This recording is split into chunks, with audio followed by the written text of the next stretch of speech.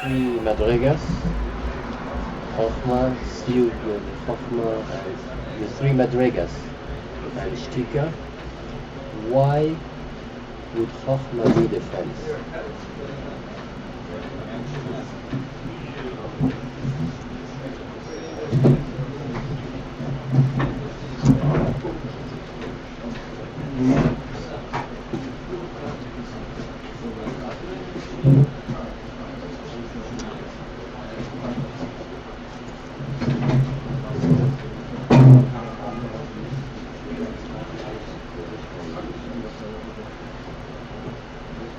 Because Chochmah is big. Chochmah does not have arms with which to grasp to things.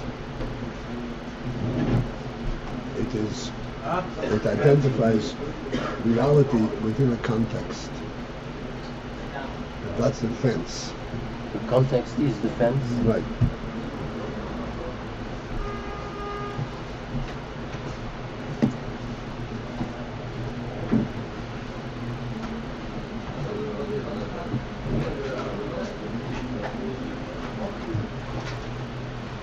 Like we said many times, that if you have a home, you have a room,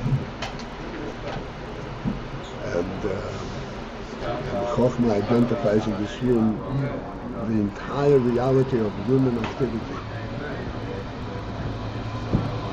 But it is all due to the fence.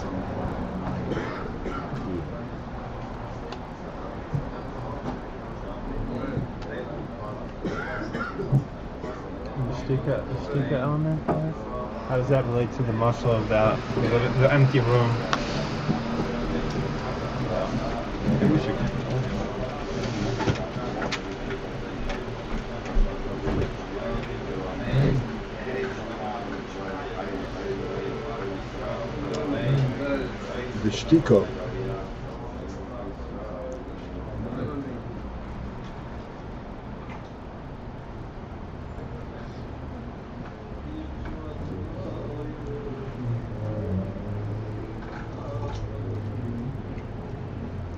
The Shtika is for the purpose of recognizing that this which you recognize is not a Bidya Mitzvahs. It's something which is being shown from above. That's a Shtika.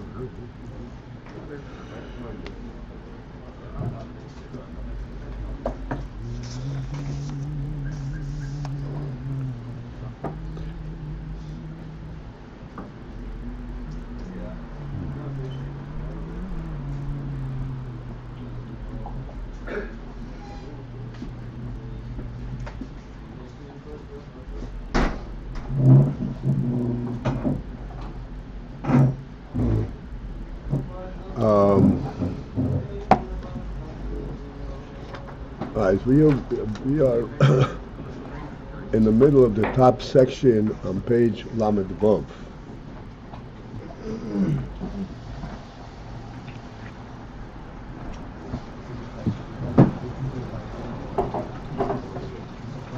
We will start on the line, almost literally in the middle.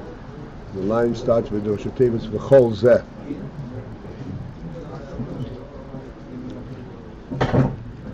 Where we elaborate on the principle of Shleimus Ha'aveda.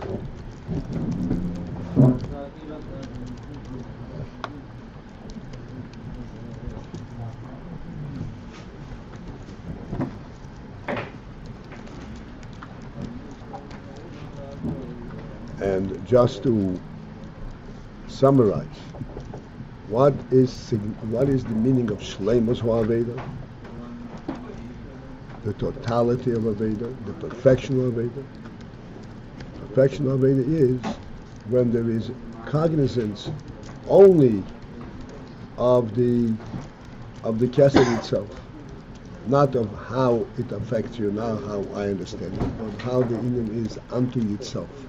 This can only be related to through Shtika de Chacham, Shtika, because there is no. Not only is there not a way to elaborate on it, but that's the point of Shtika is that Chochmah recognizes this principle, this truth, and it wants this truth in its purity, not as it is capable of adapting to it. That's Shtika.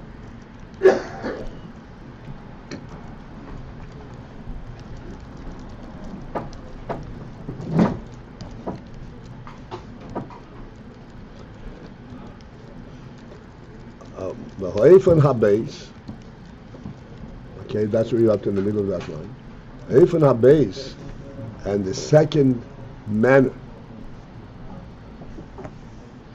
that allows the Hamshacha of the Kesed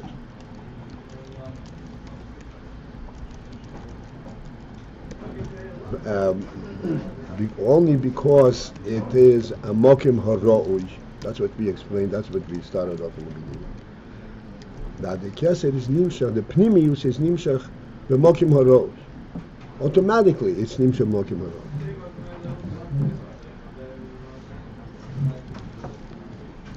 We already made this point before, and I'll make the point again. The Pnimius is Nimshach automatically. Why is it Nimshach automatically? Because it is an automatic reality, and therefore it is there all the time. But to be nimshach, to be recognized, has to be a manner where it can be nimshach and be that same truth and that same pnimius. That's why there has to be a mokim haroi, where it can be nimshach without being altered, without adapting to this place. And for that it needs this very total, famous of a total dedication. And this is what makes it a Mokim Haro.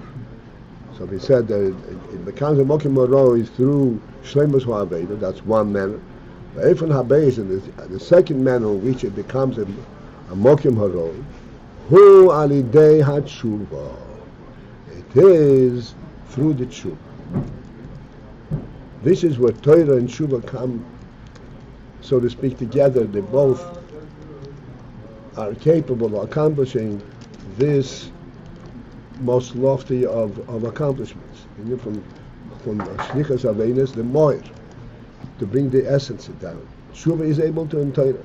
So Torah, we explained this is from Shleimus Ha'aved. And then there is the other way of tshuva. Well, on the Hatshuva, Shalidei Zeh, where thereby Nimshach Mebechinas Pnimius HaKesed. A result of tshuva, there is a Hamshacha Mebechinas of the quality of what's called Pnimius HaKesed. V'yois Noisei Ovoi, so that ultimately it will have the effect of being noisy of it, of being able to bear the sin.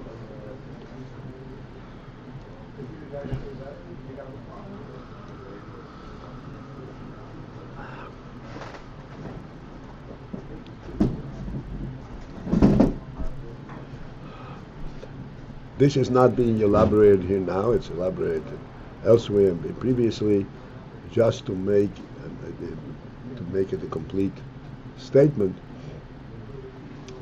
Tshuva is mamshech mephinas pnimis hakesed.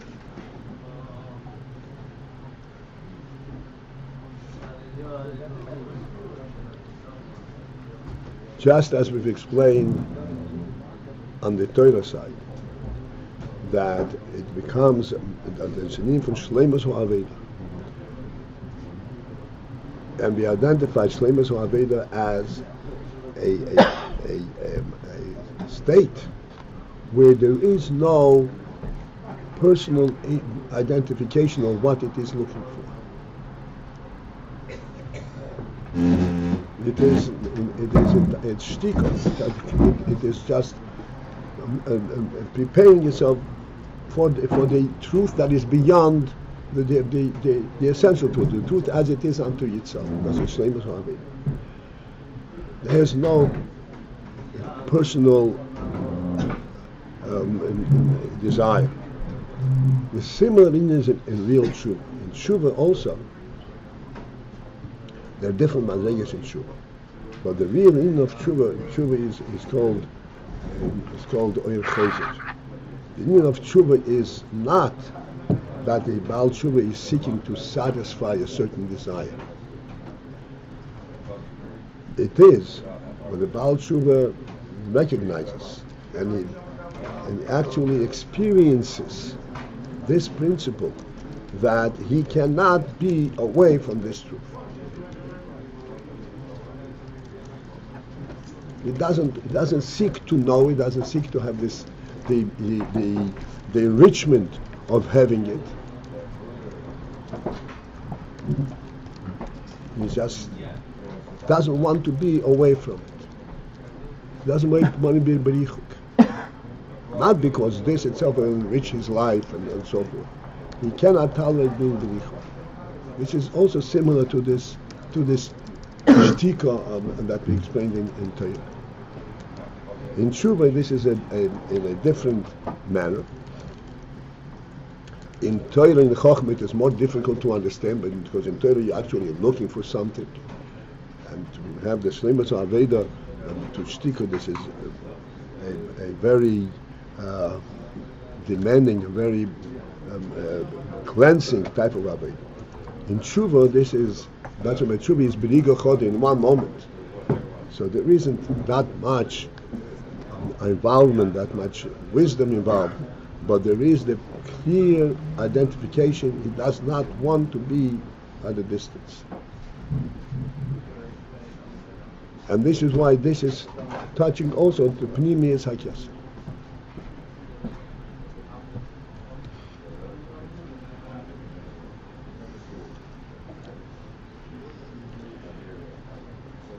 Since we struggled and everybody followed through to whatever degree each one was able to follow through, but now that we're at this point, I want to elaborate on this element also a little bit.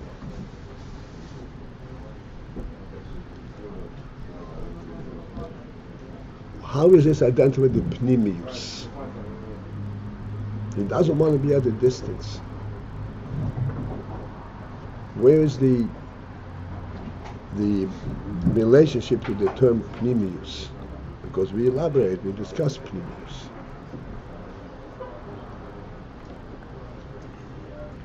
Pnimius, we explained, is that which is born in intent rather than in a presence. Chitzenius is a presence. Pnimius is intent.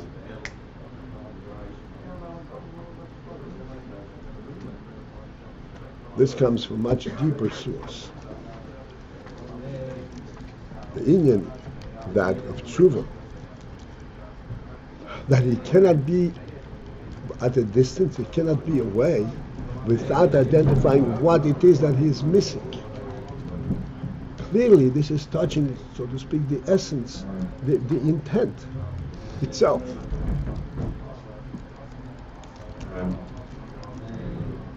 Not because of the content of the truth of the godliness, but because of the truth of godliness. This is where tshuva touches the same string, so to speak, as Shleimus Aveda.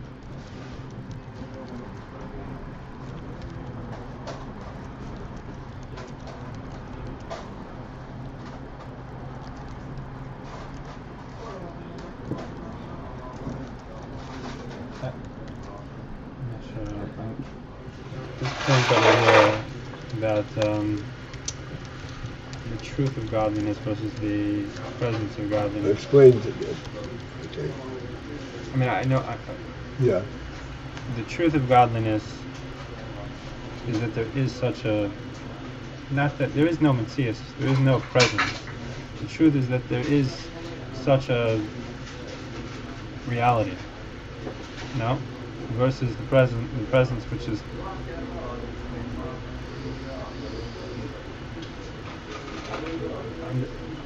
okay, I'm lost. I'm ready here. Well,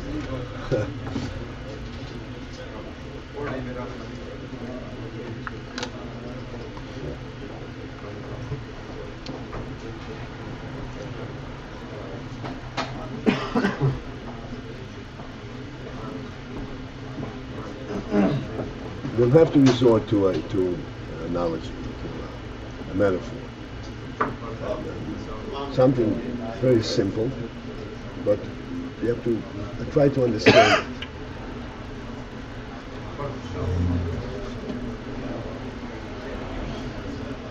Let's say we said the instance where you are at a wedding but not an invited guest.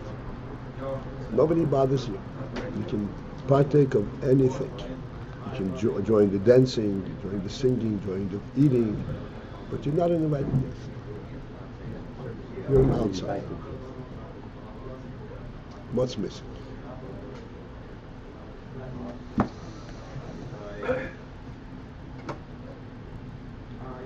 Truth of your presence there. What's missing? The intent. There's no intent. You're not an intended guest. You have no pneumius. Everything else is there.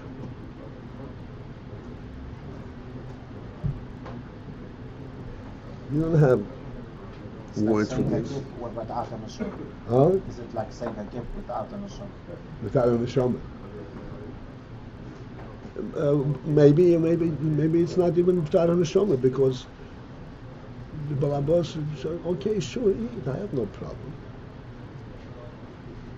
Enjoy.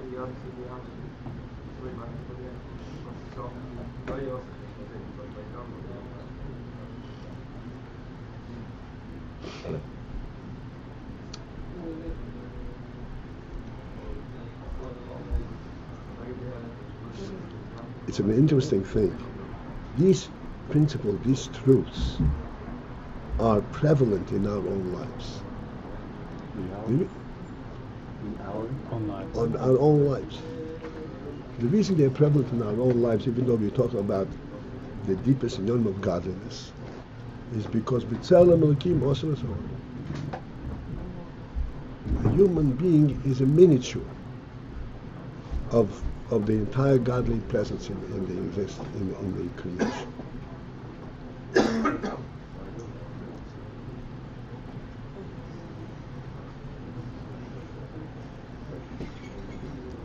So we pointed out,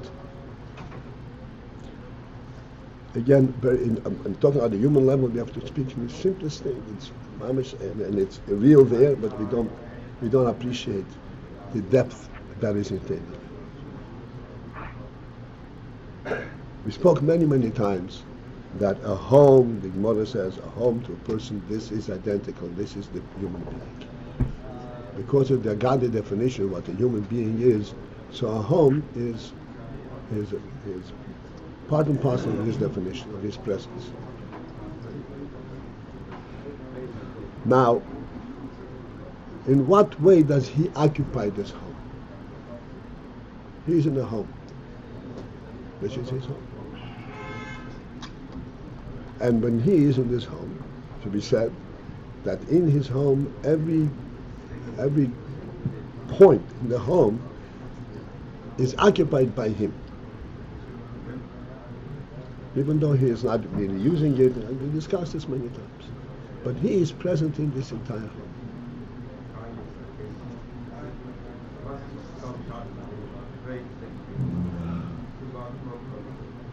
And we pointed out also, just to get a real handle on it, that if a person has a home and then he expands on it, like you say, take this wall down and move it 5 feet out. You move the wall out, and then the person does not have to expand himself to become now occupying a bigger home. It's automatic. How does he come there automatically?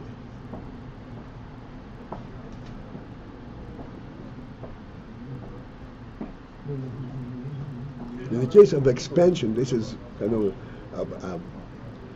like a challenging thought. Oh yeah, you can expand it and he can be there without expanding. But really, when a person enters a home, that second he's everywhere.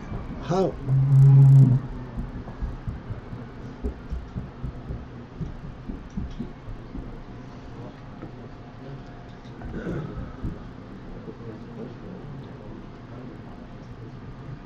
What do you mean? I just think that's the question you're asking us, or that you're just saying it to talk. This is a question I've elaborated many times. I'm using it. No, I just you're asking us a question to answer it, or just. I understand, but we just. Yeah, I'm using it as a we're just- metaphor to understand the unit from Pneumius.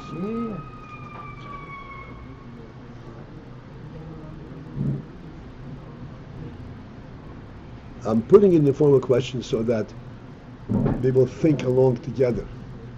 Understand? Because as I said, these are things which are part and parcel of our lives. And it's important when I say this, I'm expecting, I hope, I'm sure, that you all sense the same thing. That yes, indeed, when he moves into his home, he's automatically in every less corner of the home. And therefore the question is, what does that mean? Saying his own home or any? His own home. In any other home, he's an intruder. In his home, he's automatically everywhere.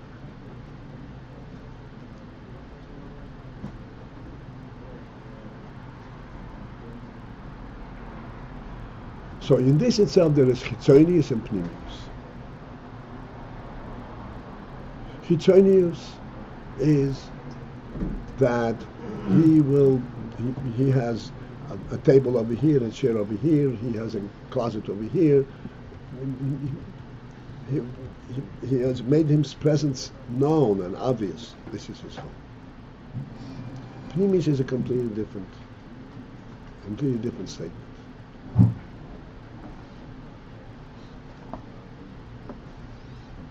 It doesn't make it obvious. There's no functional element associated with it.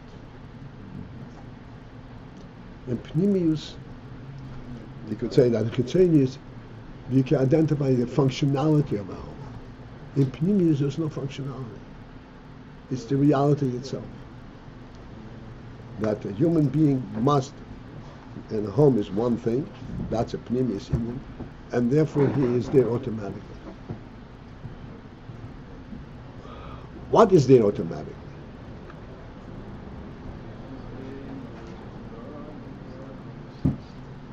This truth of what a human being is, this is what's there automatically. And we mentioned many times, again, it's challenging, but we have to ultimately understand, truth is an omnipresence. It's automatically present everywhere. A human being has an element of truth given to him by his Creator.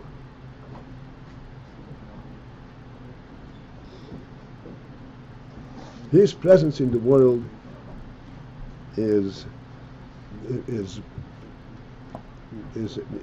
representing the presence of his Creator. This is him. That's why his presence is truth.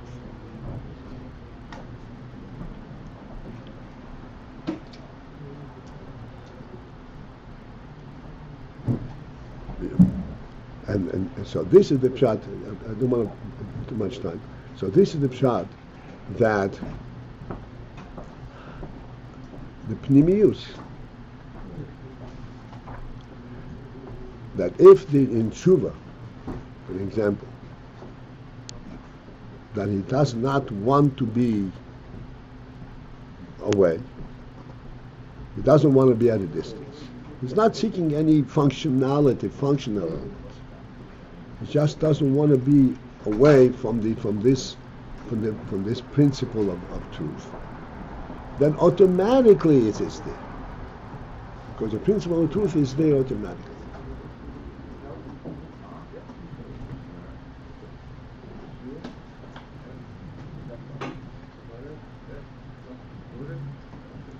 As long as you said it's a mokim haroy, as long as the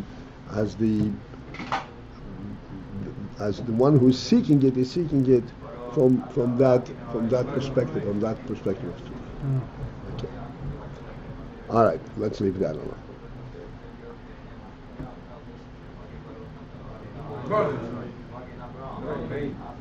Okay, so let's continue right here. Within this itself, there is also the difference. In the manner of the tshuva, how deep is the tshuva? Where there, as a result, according to the manner of the tshuva, this is the type of hamshocha that will be. The hamshocha will be according to the tshuva, and that will be the hamshocha from the bechina of Shabbos Shabbos, which of course we could attain a sham. Because we pointed out before in Shabbos Shabbos in itself, there is Shabbos Shabbos in who, there's Shabbos Shabbos in he, and this is at that level. The differences are very great, so to speak, bli erech. And what is the principle of Shabbos Shabbos in general, and Shabbos Shabbos in he, and Shabbos Shabbos in who? This is all relating to this meaning from Pnimis HaKesed. And just to get us into this again, there is the inyan as it is reflected and it is being able to be appreciated by the recipient. Then there is the inyan the way it is in its essence, and the recipient only receives the pure essence without any accommodation for the recipient. This is Shabbos Shabbos in who? This is what's called Raibot Dechol Raibot, the way it is in the source.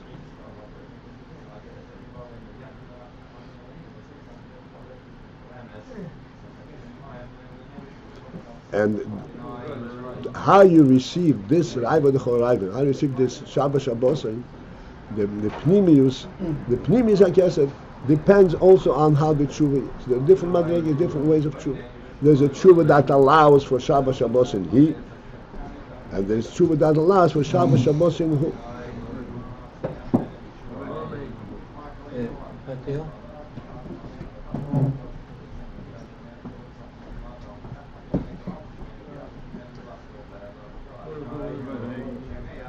So on a practical level of voda, let's say when Shabbos first comes in, like we're so tired from the whole week and we want to rest, that's like Shabbos Shabbos and he, and then when he just... Well, that's not Shabbos Shabbos. Shabbos Shabbos is later Raibot Dechol Raibot. That it doesn't... two level up. Okay, so Shabbos Shabbos this level would be like the Shabbos is not in for day of rest about ourselves, but mamish because being connected with the... That's right. That's connecting to the source of Shabbos.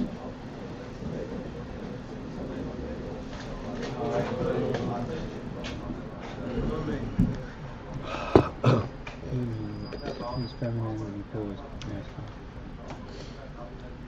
I feel like they're referred to in those different ways. Either it's... If the person, the Baal Tshuva, the one who is learning Torah, if the person is a separate entity from his Creator, what would connect him? What would he want this essence. He wants something that he can experience it in his environment.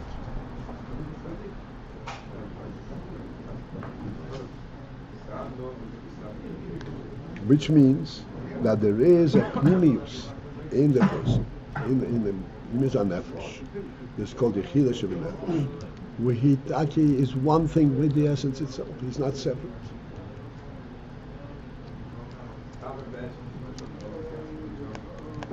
The yin ha-tshuva, tshuva, as we pointing out, that tshuva is not that he's seeking anything to satisfy anything.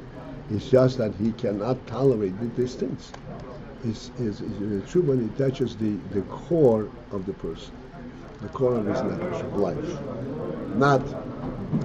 not the experiences, but the core itself. Okay.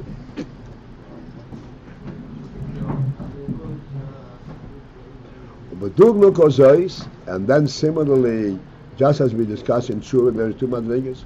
Similarly, human b'teira. You can understand also in Torah, that the Torah as it is, meaning the Torah in its source, as the Torah is essentially the Bechina of Atzmos Ein Sof. Sheyesh bo zeh medido, that in Torah also there is this measure, the Eif and Hamshoch as Atzmos, in the manner through that allows for the Atzmos to be nimshach. Im alidei shleimus ho'aveda, the mitzvah, whether it is through shleimus ho'aveda of mitzvah, im alidei hatshuva, or that it is nimshach through the tshuva. Klolos hamedido hazois hi bechinas medido atzmis kanal. This medido in general, this is a canal, as I mentioned, explained a lot before. This medido is called medido atzmis, not a medido that is superimposed on the hamshocha. So then it would not be the true hamshocha. It's medido atzmis. It's a medido that exists within the etzem itself.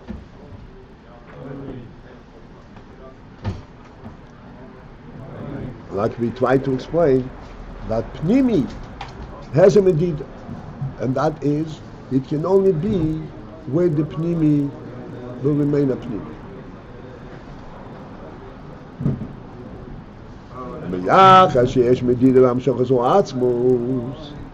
Therefore, being that there is a Medida, there is some kind of a form and a measure when how Atzmos will nimshach. Therefore, it qualifies for this term of being referred to as B'tzalmeinu in our form. Tzalmeinu means a tziyur, a form and a measure, a limit, a precise demarcation of how this is nimshach. Ahi bechinas tzura atzmis, but this tzura itself is a tzura atzmis. What does tzura atzmis mean? Sheho etzem mitztayer v'nimda be'efen kozeh. The etzem itself has that form. Shehamshochi hi bechinas atzmis mamash, and therefore the hamshochi is the bechina of atzmis itself.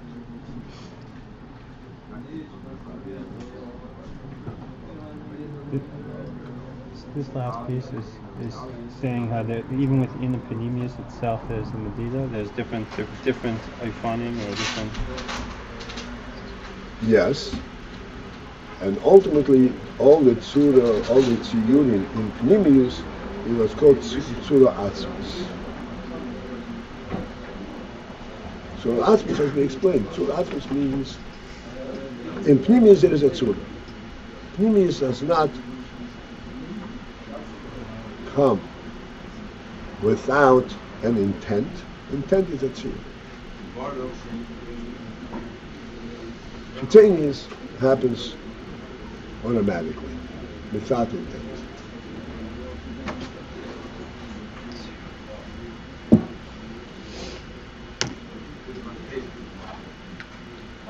mix with Adam, right? Chitzenius means that Chitzenius is what I have rather than who I am. That's what Chitzenius. And I don't begrudge it to anyone. If I have it, I can have it. I won't miss that which you take. So that's Chitzenius.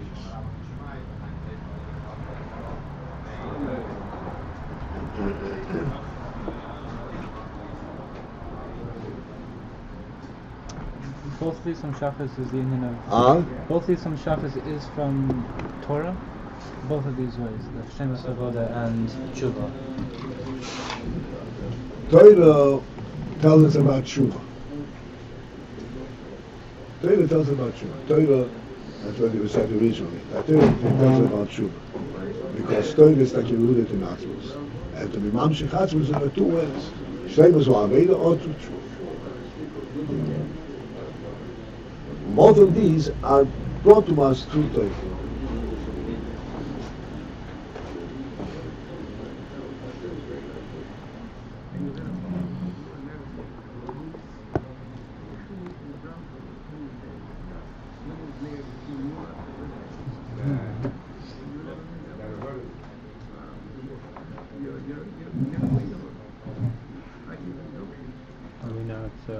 Are we not safe to hear about the,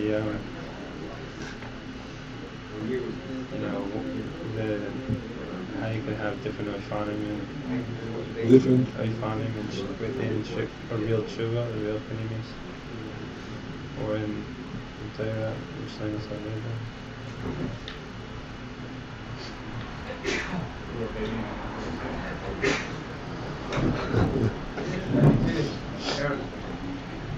You have to have a Medina.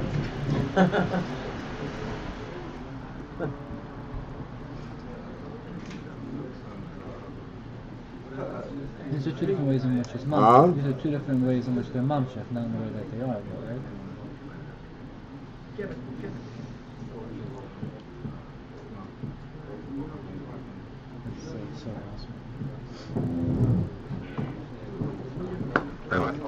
Yes. So we came now to this point of Talmenu. How is it that we're saying Torah is Talmenu? These two meditas, how does it fit into the statement now to Adam Talmenu?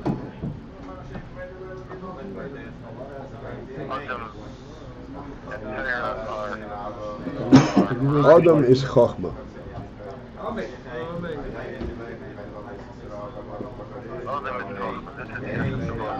Right. Chochmah is Torah. What was the question? How does that correlate to the Tzalmenu as applies to Adam?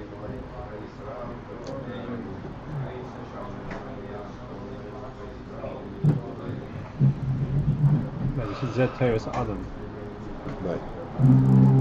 And the tshuva, that's part of Talmenu. This is the tshuva that is established as a medida by Torah. Right.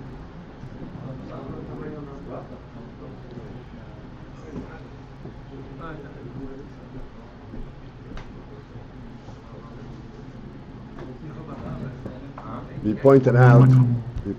Yeah, go ahead. When you said a moment ago, Chitzenius is what I have, and you can take it doesn't matter to me.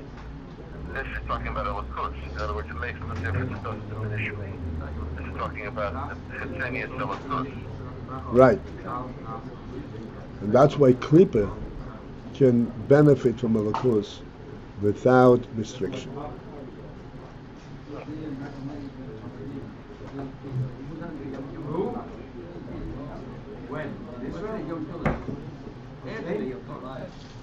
I think this last part we're going to have to take the shtika. Yeah, right.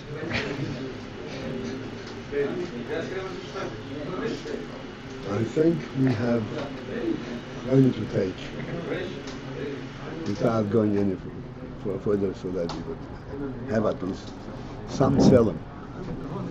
It's not.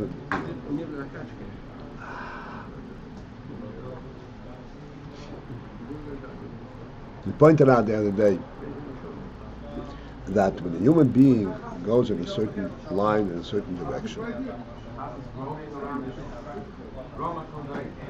it's not like how an animal goes in a certain direction where it's aware only in that direction that it's going to. A human being goes in that direction. That direction is really part and parcel of the entire sphere of all the possibilities. There are 360 different degrees up and down and so on.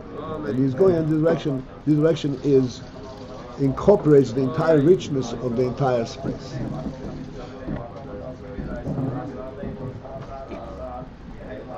And this is what makes him a human being, that is able to go in this direction, on this one narrow path, and sense how all the richness of the entire expanse, and follow this through and get everything through this path. If he intends to go in every one of these 360 degrees, that's he's lacking the pnimius. And he just wants to fill an empty bucket. The pnimius has everything. Did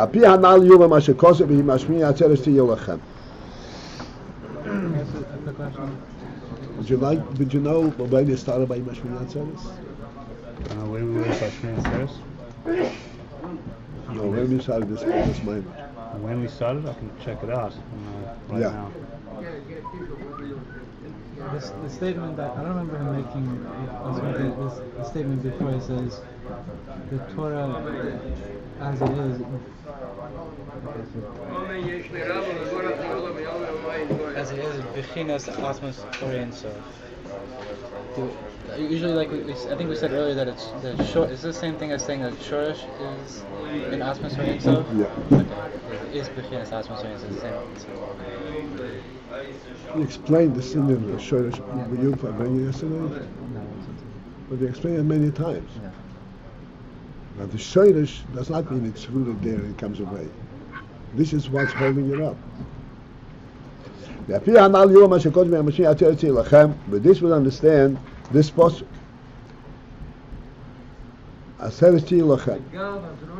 Pointed out that one time it says and says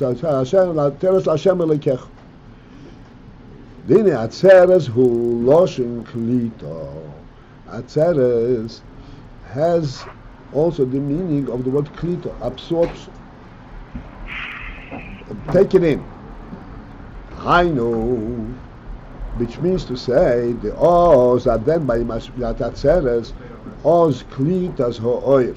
This is where, when the absorption of the oil, hanim shal brejashon v'Yom Kippurim, the oil that came through on Rosh Hashanah and Kippur, this is when it becomes absorbed. We already explained previously the hamshoch of the Rosh Hashanah and Kippurim, who hamshochas bechinas asmos einsoy. That in Rosh Hashanah and Kippur is the hamshoch of the asmos einsoy, bechinas shashuim ho'atzmi mamush. Bechinas tainog ho'atzmi habilti murgosh shenimshach alidei hatshuv. This is the Tanog Atzmi beyond Hargosha, beyond identification, which comes through Tshuva. And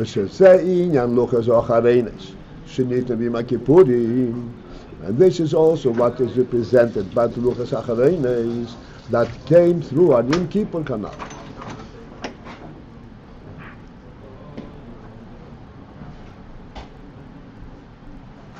Luchas Achareines were the result of tshuva. We didn't have the richness and the elaboration of Luchas Hashenis, but it had the precise nekuda of it. Uklit as ha'oil hazeh, and the absorption of this oil, b'bchinas pnimius, that it should be absorbed in pnimius, hu b'shmini atzeres. It occurs on Shmini Atzeres. Rosh Hashanah and Kippur is still onion from Makif, and Pnimius, it's absorbed B'Shmini Atzeres.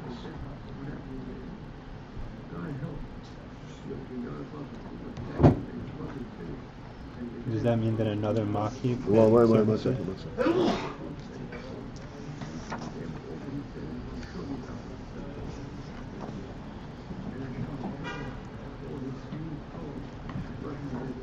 How do we understand this?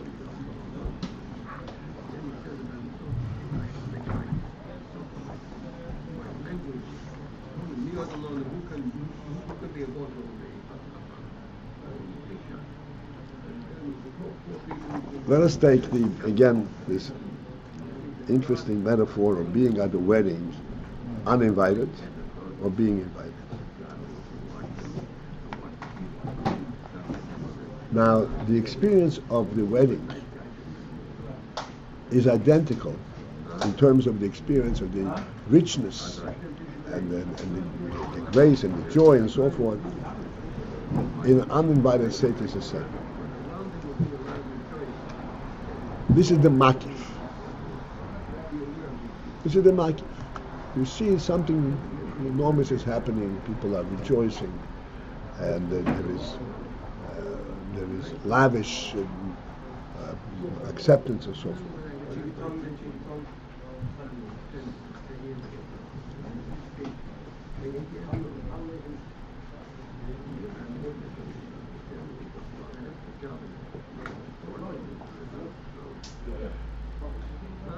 And then there is the very, very small principle, you would think, of being an invited guest. What is the invitation? How does the invitation change this entire experience? When you are observing it, this is what's called the makif. When you're observing it, then it is true that you're experiencing all that graces, but you are an outsider. You do not have the essence of this joy. You have the experience of that joy.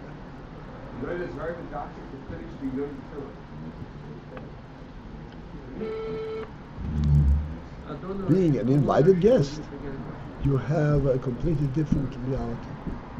You have the essence of that joy. Where at that point, this joy permeates your entire being. You and this joy is one thing. It is the reason that you have it is because of the truth of your own reality, and you're connecting to the truth of this reality. It's not through the experience at all, not through appreciation of it.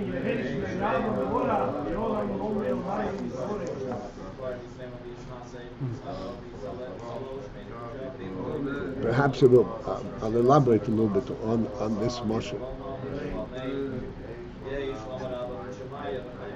We all know what a wedding celebration is and what the joy of a wedding celebration.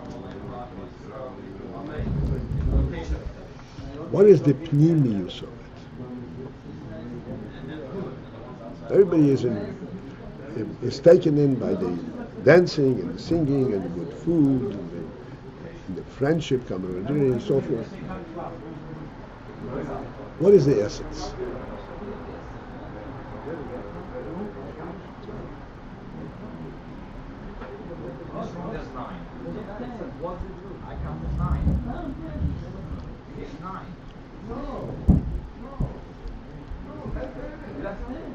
The essential nakuda in this joy is that the joy of a wedding I'm going to speak perhaps in terms that people never thought of it, but nevertheless that's the truth. The joy of a wedding is that this is universal and universal joy. Universal what? universal joy. This is something which is the building block of Hashem's world.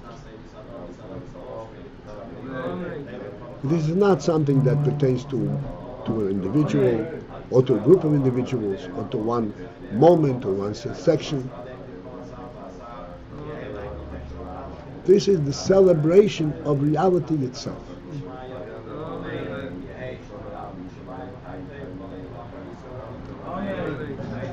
And this is the difference. Here's the difference between being an invited guest and non-invited. Even though by Eden makes no difference, it's on pnimius, on a deeper level. But in terms of the experience, on a narrower level.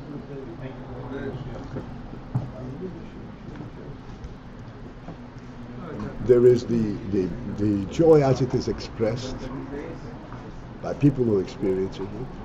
And then there is, what is it really about? Like we said in the home, there is the elaboration of the home and all the usages and all the functionality of the home, and then there is the person in every corner of this home. There is a reality to it. A wedding represents, as I said, a permeating reality of building of building Meibash's world.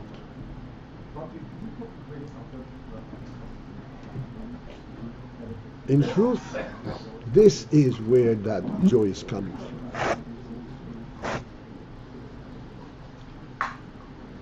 There is something very deep and real happening. This is it goes into the pnimius. Now, this pnimius is not pnimius because you understand it up your seichel. This pnimius means that it has you are experiencing it not from an observation level, but on a personal level.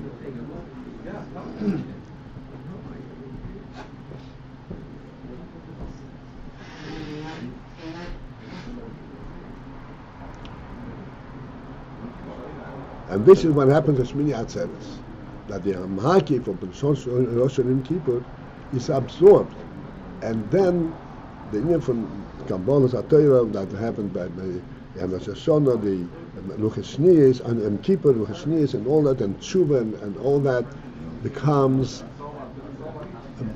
you are reaching to the Nakuda of it. What is the Nakuda? The Nakuda is this, Nakuda so Emes. And then it permeates in time, it sees with the person.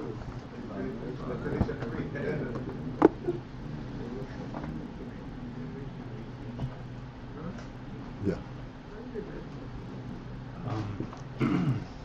The wedding, that the real simcha is this universal reality, the joy.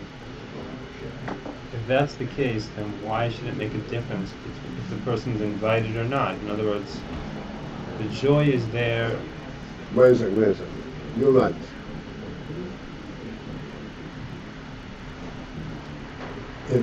A person who is really up on that madrigi makes a difference. But I'm saying in a narrower sense, there's a reality here. There, it makes a big difference. The more personal simcha. Are you into the real thing? Is what's happening significant to you?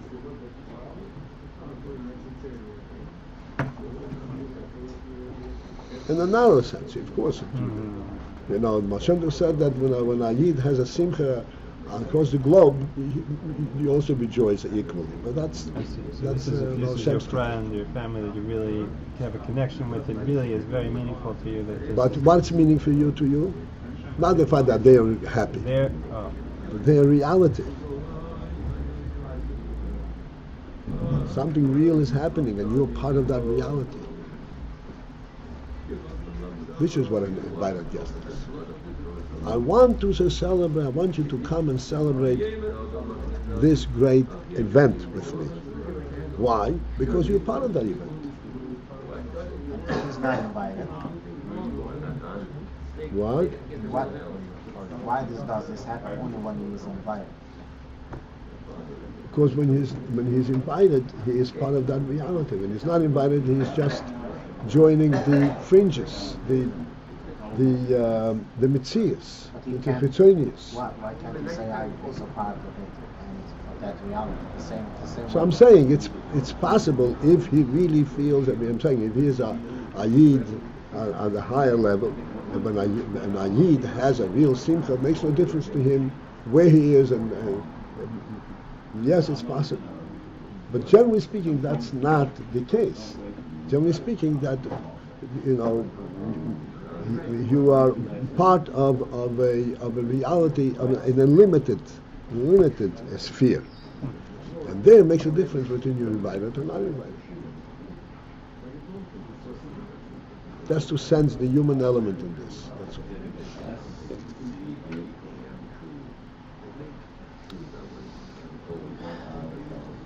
This is the Chassidus goes with pnimius. It takes the entire person in his essence.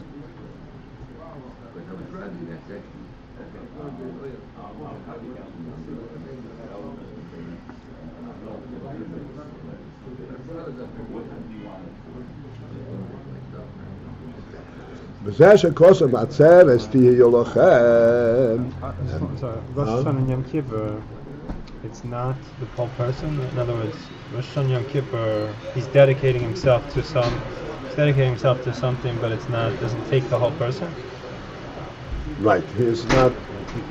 Rosh Hashanah he's getting it makif, the makif.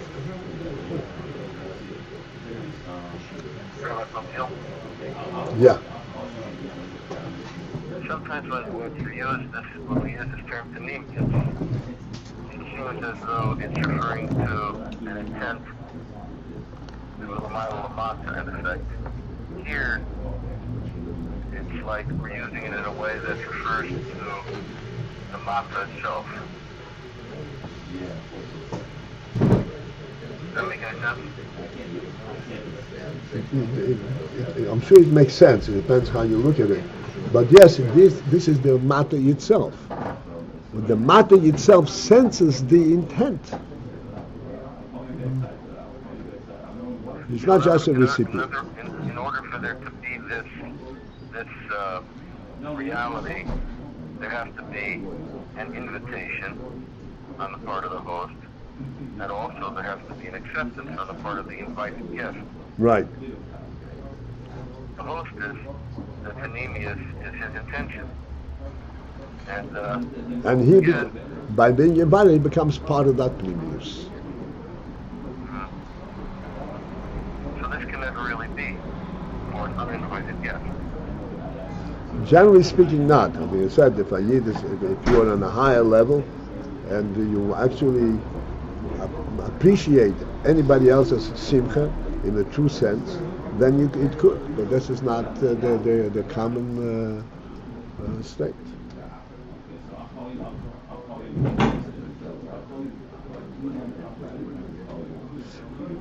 בזה שכוסם עצרת תהיה לכם ולנאמר להווי אלוקיכם.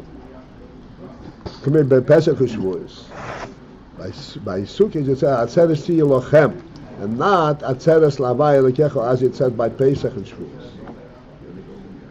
והנה ההווי אלוקיכם הוא עניין בחינת זוהר מלכוס. אוי חוכמה ובינה. That's what ההווי אלוקיכם refers to. והיינו because Ishtalshalus Bichlal. We talk about Zoh Malchus, we talk about Chochmo Bino. In general, you're talking about that which is different, high madrigas, but still madrigas within Ishtalshalus. Ishtalshalus means that which is chaining down and coming down towards a recipient. That's what Can I ask another question before you go on? Go ahead.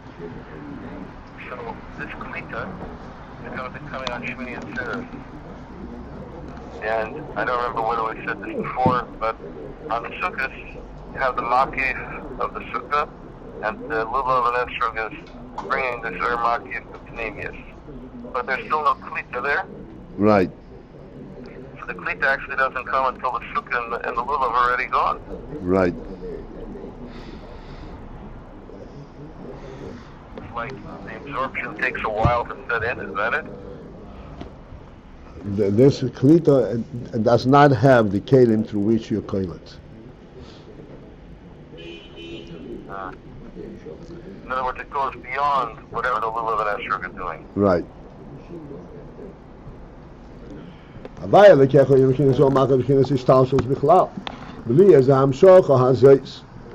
that the hamshoch and shmini atzeres, him b'chinas atzmus ein soif mamos, is a hamshocha from the atzmus ein soif itself, ein hamshocha b'seder hishtalshus.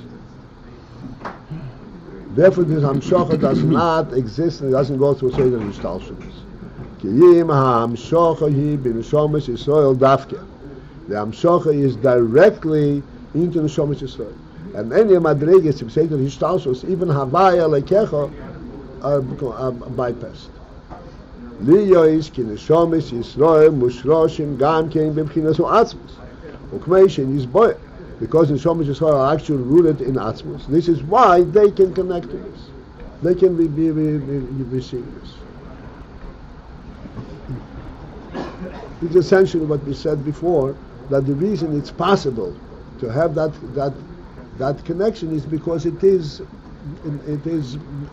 bepnimis there in the recipient. All right, we'll leave this for next time. This is like approaching Yom Kippur from the inside, as an insider. An insider.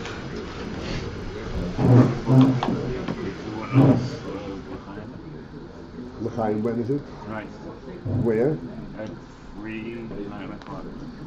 And this is your granddaughter? My son. Your son. What's his name? Shmuel. Okay. Announcing a simcha by Michael. His son Shmuel is engaged and is going to have a l'chaim in free tonight, approximately 9 o'clock. Everybody knows what the l'chaim approximate time are, and you're all invited to join and participate in this great simcha. Mazel.